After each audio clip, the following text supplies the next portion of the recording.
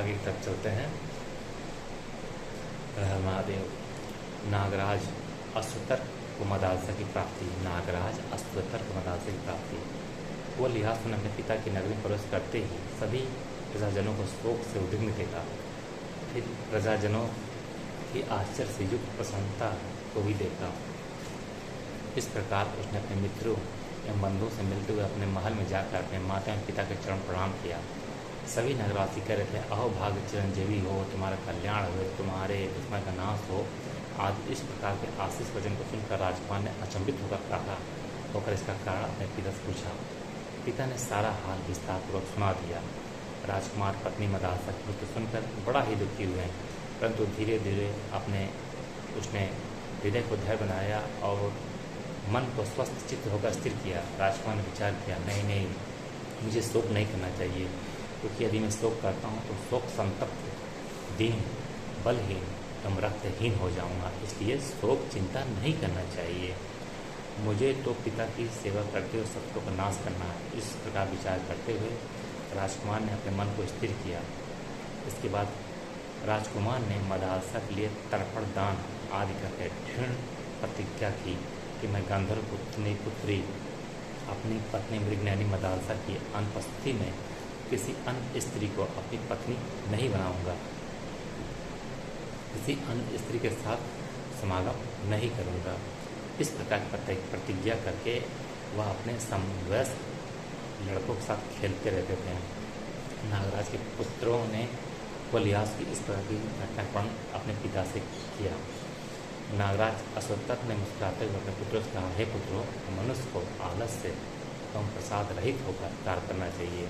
उद्यमी पुरुष को फल की यानी फल की मतलब परिणाम की चिंता छोड़कर अपनी कार्य सिद्धि के लिए उद्यम करना चाहिए। अब मैं वृक्ष लगाया, लगे या ना लगे, मैंने बस कोशिश की है, उसको घेर दिया, सुरक्षित कर दिया, आगे देखना चाहेगा। हे पुत्रों, मैं तपोबल के द्वारा प्रयत्न करूंगा कि यह कार्य निश्चय ही पूर्ण हो जाए। इस प्रकार कह के नागराज हिमालय पर्वत पलाच्छावटर तीर्थ में जाकर कठिन तपस्या करने लगे। 3 समय स्नान व नियमित आहार करते हुए सरस्वती की स्तुति करने लगे। जब कुछ काल तक नागराज ने नाना प्रकार से सरस्वती की स्तुति की तो सरस्वती देवी प्रसन्न हो गई। प्रसन्न सरस्वती देवी नागराज से बोली, हे नागराज, मैं तुम्हारी कंबल को वर देती हूँ, तो तुम्हारी जो इच्छा हो वह मुझसे मांगो। नागराज बोले, हे देवी, यदि आप प्रसन्न है तो मेरे भाई कंबल को मेरा सहयोगी बनाते हुए हम दोनों भाइयों को सभी प्रकार के स्वरों को प्रदान करो।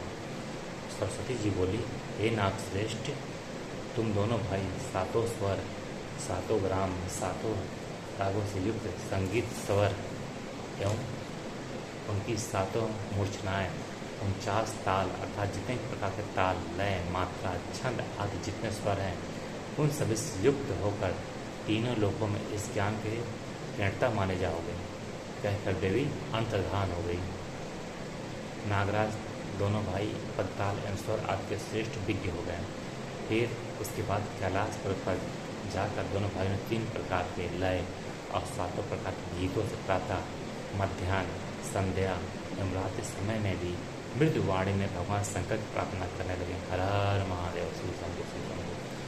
दोनों की स्तुति से प्रसन्न होकर भगवान शंकर बोले, हम तुम दोनों की आराधना से प्रसन्न हैं, वर मांगो।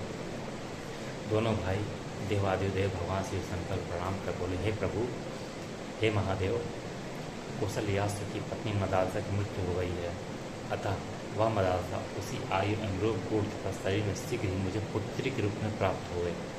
उसे अपने पूर्व जन्म की सारी घटनाएं अक्षरशः याद हो।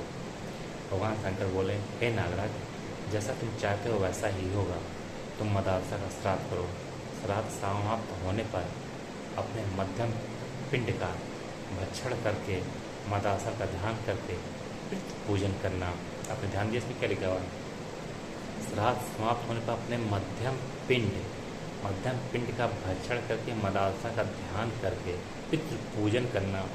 तत्क्षण ही मृगनयनी रूपवती मदालसा तुम्हारे मध्यम फल से उसी शक्ल सूरत में उत्पन्न हो जाएगी जिस रूप में वह मरी थी। इसलिए पुराण पढ़ते रहना चाहिए। बहुत गूढ़ बातें हैं, खुद समझिए। दोनों भाई नागराज भगवान शंकर को प्रणाम करके पाताल लोक आ गए।